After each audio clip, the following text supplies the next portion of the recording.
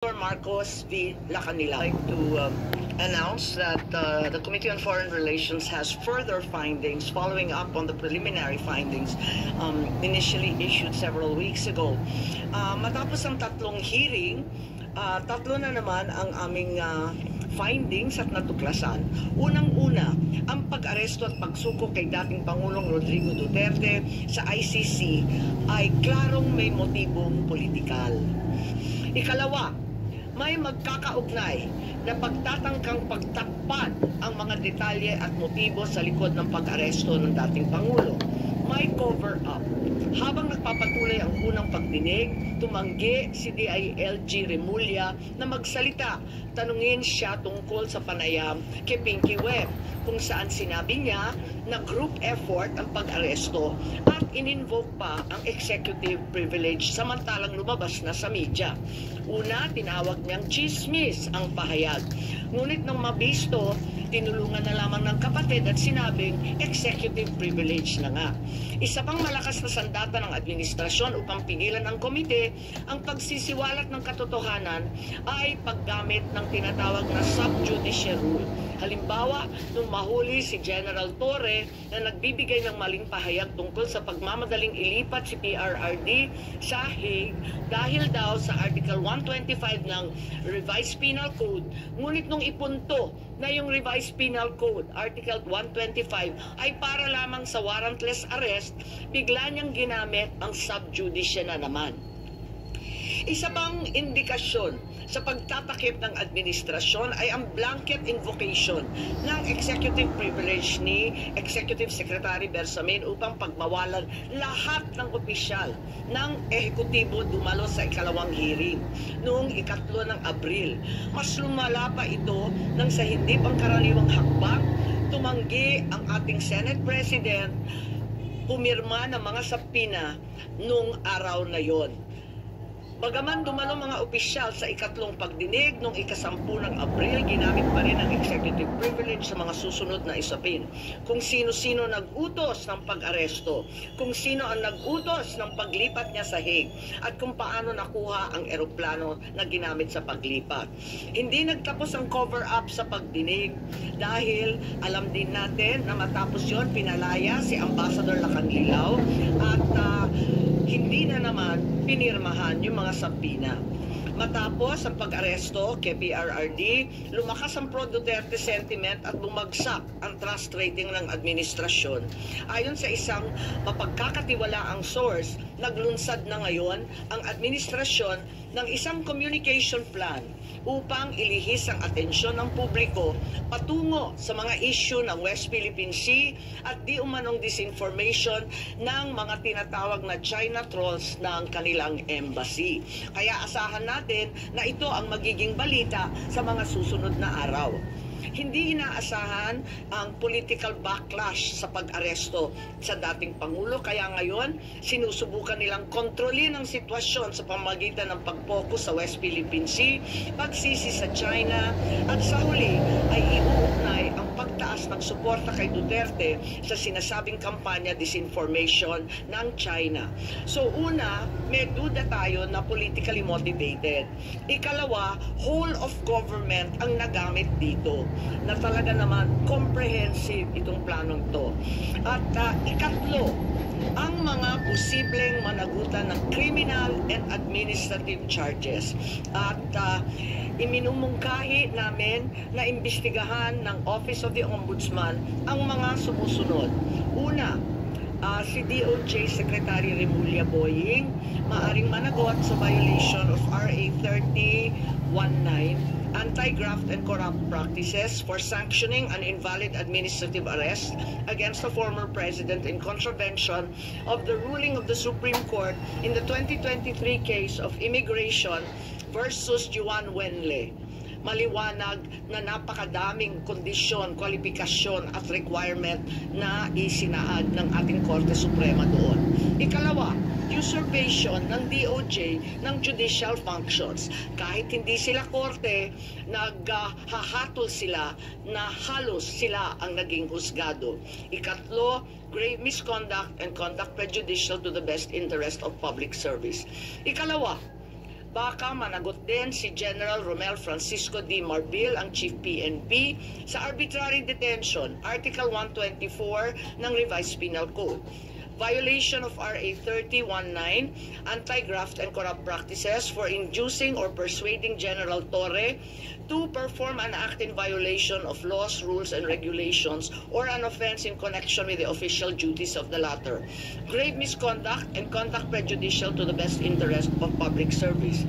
Andito rin sa mga nakalista at ayon din sa payo ni dating Supreme Court Justice na nagpayo sa atin na malahil si SILG Secretary John Vic Remulla ay maakusahan din ng arbitrary detention katulad nung iba, violation of 319 for inducing General Torre and Marbil to perform an act in violation of the Constitution and our laws.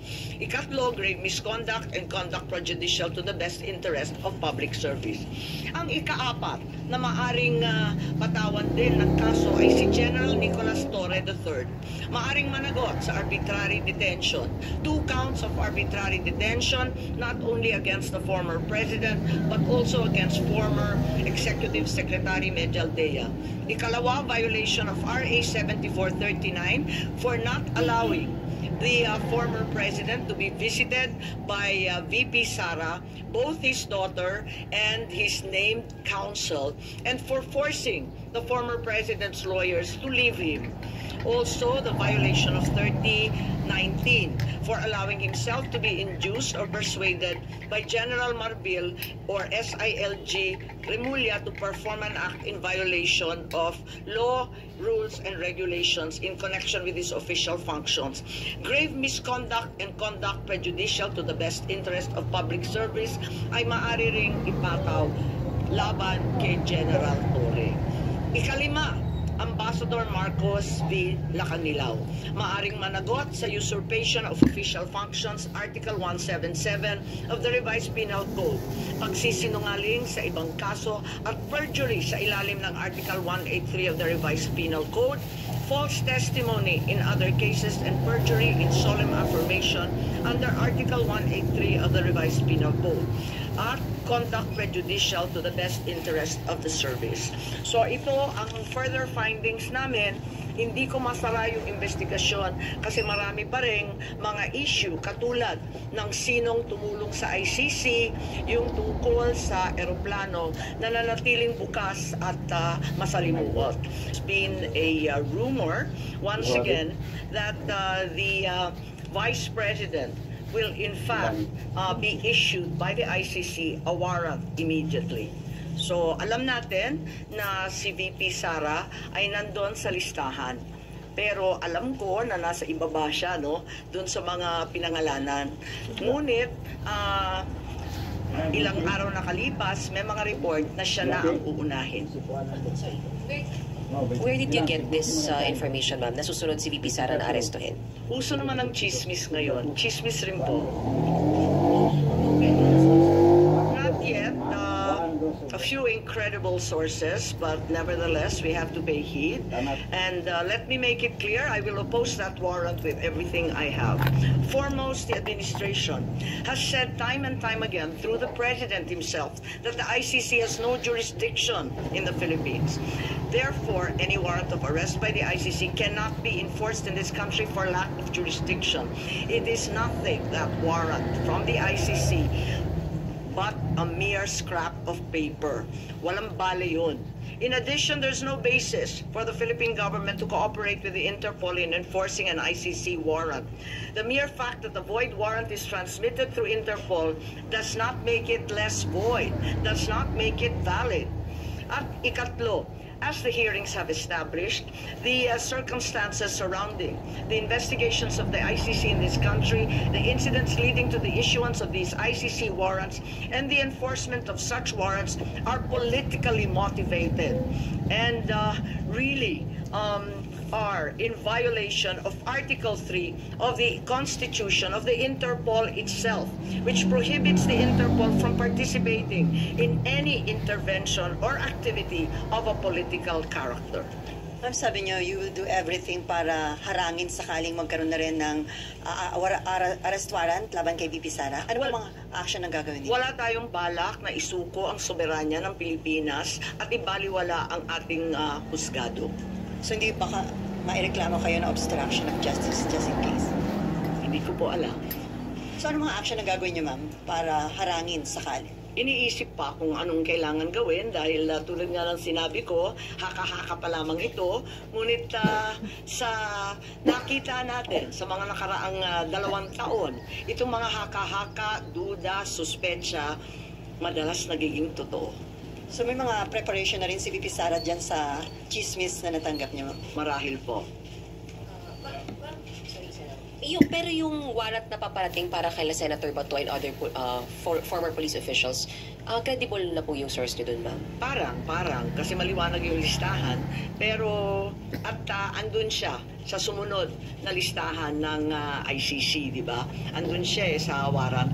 Kaya't inaakala namin na yun na ang susunod. Pero hanggang ngayon, wala naman inilalabas at nagbago ang ihip ng hangin at ang balita ay si VP Sara. Kanina nabanggit niyo po kanina na part ng diversionary tactic yung paglabas ng issue ng supposed paint trolls ng Chinese Embassy in Manila. Are you now saying that Senator Tolentino and the committee, yung committee niya po were used po for this propaganda by the administration? Ay hindi ko naman gawain bumatikos ng kapwa senador, pero ang alam ko may utos talaga sa admin media na i-divert at mag-squid tactics ng bonggang-bongga, i-divert sa iba't ibang balita tulad ng mga sagupaan, yung fake news nga na tinake over na, yung kung ano-anong mga isla at islet, tapos yung balita ng 20 pesos rice, sinabay-sabay para ilayo sa tunay na problema. But as a sitting senator po, kayo po hindi kayo nababahala if there's some truth to it na although it's a widespread speculation na even before pa na gumagamit yung China ng machinery, ng propaganda machinery regarding sa WPS. Ako naman, sigurado tayong meron. Walang pagkakaila, walang duda na meron silang makinarya para dyan. Meron din ang mga Amerikano, meron din yung iba't ibang mga malalaking bansa. Marami talagang nakikialam. Next time po. Ma'am, how do you feel about people saying na hindi maganda na kayo po kinampihan nyo yung mga Dutertes, yung kalaban ng kapatid nyo, more than dun sa kadugo nyo po sa si President Marcos? How do you feel about that? Masamang-masama ang loob ko, ngunit ang akin lamang, kailanman hindi kami nag-away ng aking kapatid. Yung mga amuyong sa palasyo, yung mga larian, yung mga lulong, ayun, sila po ang ating kaaway. At hindi ko naman kinakampihan ang isang panig laban sa isa. Ang pinapanigan ko lamang ay ang soberanya ng Pilipinas na isinusuko natin. Nakakahiya naman itong ginagawa natin na. Ma'am, sino daw yung lulong? Abangan po ninyo. Abangan po ninyo. Pero ma'am, hindi ba in a way parang baka ma-destabilize yung leadership mismo ng kapatid nyo dito sa mga nagiging findings at mga statements nyo against people around him? Hindi ko linalabanan ang sinuman, binabasa ko lang ang lumabas sa katibayan mula sa hearing. Wala akong magagawa kung litaw ng litaw ang katotohanan. So, okay lang kung medyo makadestabilize ito sa leadership ni... Wala tayong pagnanais mag-destabilize sa Pilipinas. Marami na tayong problema. Ngunit ang katotohanan ay kinakailangan mangibabaw sa lahat. Alas na lang po. Ma'am, may balita na parang may intention na ang manalo ay mga pro-China and then kapag nanalo, ipaparepeal yung batas about yung maritime zone law. Wala akong alam kung tungkol dyan. Ako ay tanging pro-Pilipino. Ipaglalaban ko ang ating bansa tulad ng ginawa ng tatay ko sa sino man at anumang dambuhalang kapangyarihan. Sen, good morning. Do you think yung pagsasampa ng reklamo sa ombudsman could help deter kung ano man yung susunod na plano ng ICC para magdalawang isip yung mga nagpatupad nung una kay dating Pangulo? Sana po. Inaasahan ko po. Kailan po kaya yung pagsasampa ng reklamo? Tingnan natin kung anong magagawa. Ito lang yung mula sa amin, sa findings, ito ang lumilitaw. At saka si Justice Ascona, sabi niya, may labag talaga sa ating saligang batas, sa ating mga batas na pinaiiral, at kinakailangan managot yung naglabag. Sorry. Ma'am, balikan ko lang yung warrant, ICC warrant tumaboy, narinig nyo para kay VP Sara. When is this coming out? Chismis nga lang kaya walang name and date. Ma'am, yung further findings does it need yung approval po ng committee members? Yes, hindi to committee report hindi ako kukunwari na committee report to. We are not in session, we're in recess. So, wala pa talagang committee report na masasabi. Kaya lang, sa daming nagtatanong, sa marami na nagsubaybay sa oras-oras na hearing, pakiramdam ko, obligado ako magsaad ng findings along the way. Kasi nga, hindi matapos-tapos at hinahadlangan ng todo-todo.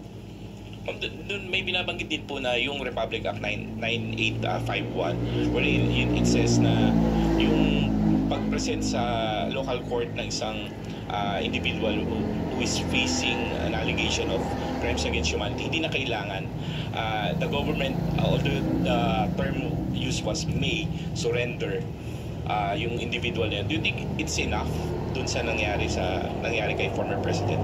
Sa bagay na yan, sa palagay ko, ang Senado kasama ng Kongreso maaaring magbago ng batas at liwanagan yung Article 17 noong 9851 kasi hindi maliwanag doon, parang natanggal sa proseso ng pagpipinal. Nakita ko yun, maliwanag yung surrender, maliwanag yung alin yung extradition, maliwanag na yung surrender ay para sa dayuhan lamang. Pero doon sa final version mukhang na-edit, kaya maaari natin tignan yan dahil ang purpose ng investigation sa Senado ay talagang in aid of legislation. Isa na yon na kinakailangan tignan. Isa pa yung extradition law na inakda ng tatay ko. Ang tagal-tagal na nun. Marahil kinakailangan tignan na rin natin yan dahil hindi na pakay sa mga problema ngayon yung ibang provision doon. Since it's not yet amended yung binanggit niyo po na Section 17, that's still existing. Hindi po ba enough yan to justify what happened during yung March 11 arrest? Kapag hindi maliwanag ang isang bagay, binabalikan yung debate sa Senado, yung transcript at saka yung contextual analysis ng mga pahayag ng ipinasa, rinipaso yan. At maliwanag doon sa original na talagang yung surrender ay para sa dayuhan lamang. Kung bakit na iwaglit at naiwan yun at may nilagay na mga pag-aamyenda sina Senator Subiri, sina Senator Gordon noong panahon na yon, hindi ko alam kung nakalimutan lamang o sa pagmamadali hindi na isaayos ng maigi. Pero yan naman ang trabaho talaga ng mambabatas, tignan at isaayos, iklaro ang mga hindi masyadong maliwanag. Ma'am, pareak lang dito. Yung kay Pangulong Marcos po tsaka VP Sara na trust and performance rating. Kay Pangulo po, 60% trust, 59% performance, pero it represents a decline po since nung fourth quarter ng bansa. Habang kay VP po, tumaas po siya ng 9 percentage point. Comment on this. Pasensya, pero hindi na ako nagbabasa ng survey. Kaya hindi ako up to date dyan. Ang nararamdaman ko, ang pagpuot, ang hinanakit, at ang galit ng mga Bisaya. Galing po ako sa Cebu, mamaya pupunta ako sa Davao. Alam na alam ko ang pakiramdam nila. Ngayon, kung ganito rin ito sa Luzon, ramdam ko sa Manila, hindi ugali ng Pilipino ang pang-aapi sa matanda na may sakit.